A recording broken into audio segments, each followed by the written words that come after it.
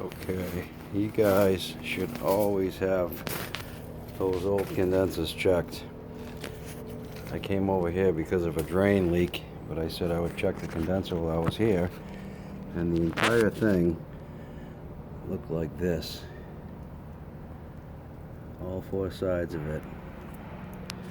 So right now all I've done is just swept away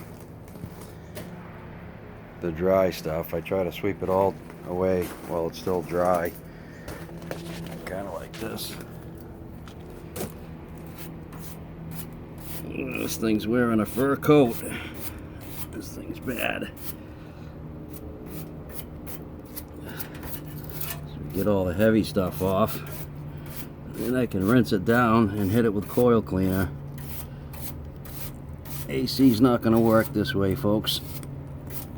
Definitely not going to disperse any heat this way. Gotta keep them clean.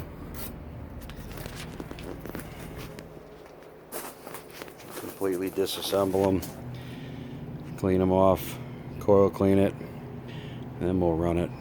I bet you it'll be working a lot better. You'll be saving a lot more money in electricity.